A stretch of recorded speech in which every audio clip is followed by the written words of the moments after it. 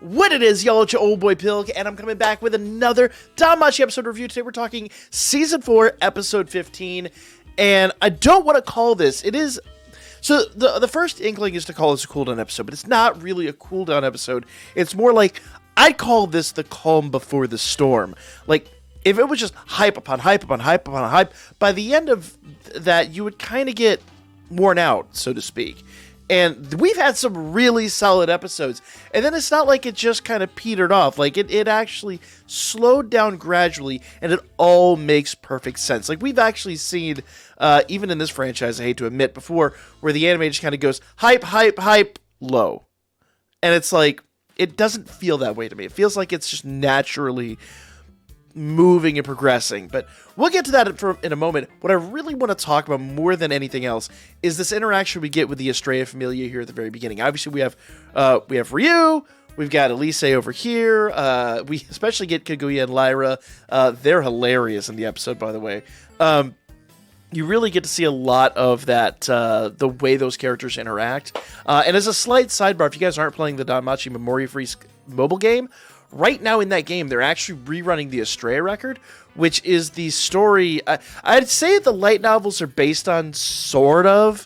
Amori actually originally wrote manuscripts for the light novels and then shelved them, and then we got the stories for the mobile game. That was some 2.5, 3 years ago.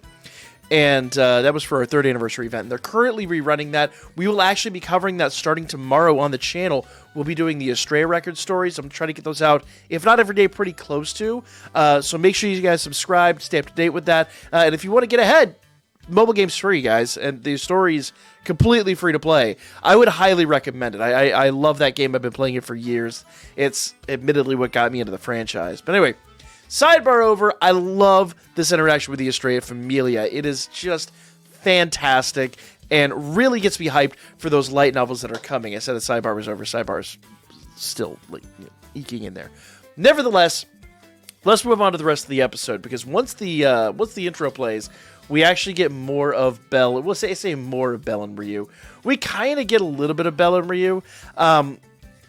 Belle is, obviously, Ryu's down. She's basically remembering all of the stuff with the Estrella familia, and that whole interaction is literally just her memory of their last expedition. Spoilers.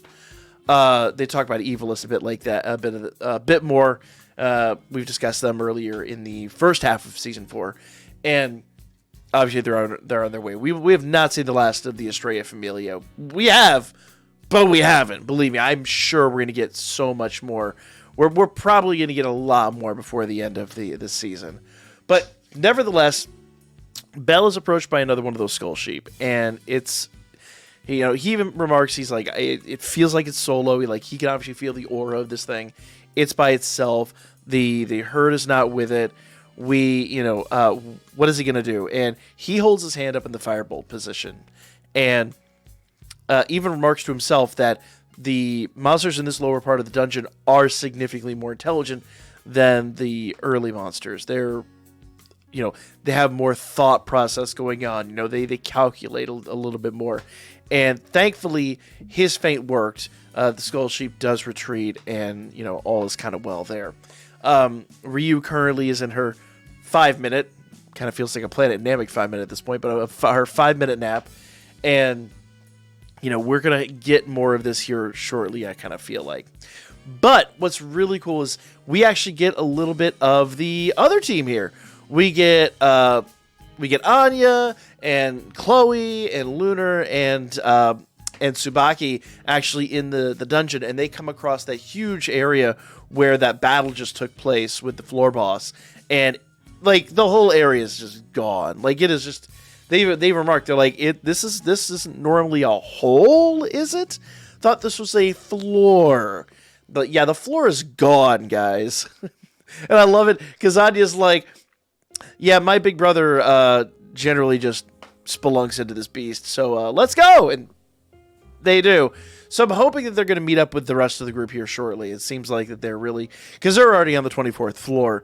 And as we'll see here in a moment, the rest of the group is heading to the 27th. And they're actually... looks like they're going to just go straight down to the 27th. So hopefully they'll meet up with the group here soon. But speaking of the group, that's the vast majority of this episode. And while I say this is kind of a cool down episode, what's really neat to me is they actually run into Boars. You guys remember Boars from the first season? He's the guy that teased Belle all the time. And Boris is like, everybody's dead. Like, everybody's dead. Belle is dead. Ryu is dead. My whole team is dead. I have no clue how I'm alive. And he's actually getting attacked by monsters when we meet him. And even the rest of the I say fam, but the expedition party has been attacked by just all these incredible numbers of monsters, different types of monsters. And they've remarked, like, these monsters shouldn't be here. And even Wealth happens to notice a drop item. He's like, that's a lower floor drop item. What is that doing here? But it's going to be very important here shortly. So, basically, all said and done, they meet up with Boris. Boris tells him more or less what happened with Belle, what happened with the group. And he's like, and then the two of them were just, like, yes, Ryu healed Belle. Healed. But he's like, I don't know why I had thumbs in the finger quotes there.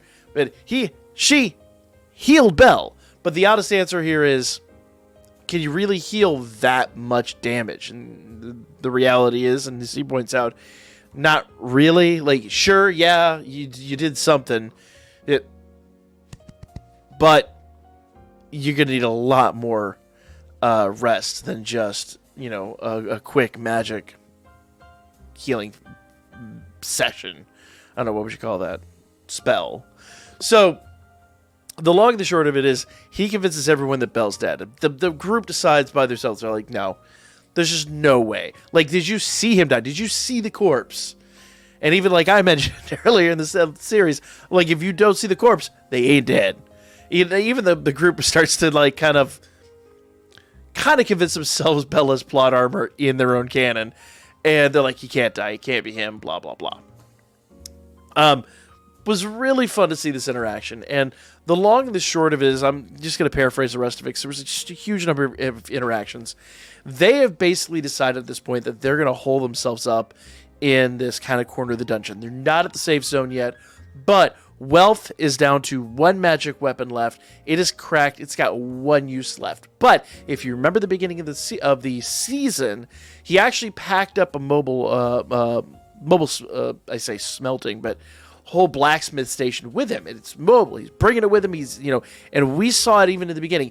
Now, Wealth is going to start crafting brand new weapons out of the drop items that he just saw in the dungeon. And I cannot wait to see what this is going to yield, because quite frankly, I mean, obviously they're not going to be like the best quality weapons, but he even has this great interaction scene with Hephaestus where she's like, you're a blacksmith, dude. If you've got flame, if you've got a hammer, if you've got metal, you can work, and you can work well. And so, I'm paraphrasing. And so he is just like, fine. We can't go any further without more weapons. So Wealth is now going to spend probably the next 2 or 3 episodes crafting brand new weapons. I would imagine, just like Belle and Ryu, who are holed up down there, we're probably going to have some more monster interactions. Boris is like, this is insane, I'm out. But ultimately, because, obviously leaving the group is a suicide maneuver, he decides to stay put. So I kind of get the feeling this is how Anya and Chloe and that group are actually going to wind up meeting up with this team. So, and which will actually be really interesting, because Tsubaki's also part of that whole part of the Hephaestus familia. So Tsubaki being down there with Wealth would be a huge boost to everything. So I'm kind of expecting that to pan out. Once again, I'm not through book 14 yet. I finally finished book 12. I know, I'm naughty. Just rarely have time to... You see how many videos I drop on this channel? I rarely have time to read, unfortunately. But finally finished book 12. I'm going on to book 13. I'm actually decided I kind of probably don't want spoilers, but if it happens, it happens. Nevertheless, guys, I'm going to try to cover this as best I can. Just the anime. Remember, guys, no spoilers in the comments. We don't want any light novel spoilers down there. We want to let people who are anime only appreciate the anime for what it is. So, guys, please no spoilers. Thank you all so much for watching. Let me know your thoughts on this episode down below. I loved it. I'm going to give it a solid 7 out of 10. The animation had some spots, but it never got janky. Just some reused scenes and all that. And that's kind of typical JC Staff stuff. Nothing I'm overly mad about. It just was, like for the last few episodes, we've had some really crazy stuff going on. And so, like I said, I don't want to call it a cooldown, but it's definitely the calm before the storm. Like, comment, share. I've rambled too much. I'll catch you all in the next one. And tomorrow, remember, Astray Record stories. We'll have those starting tomorrow.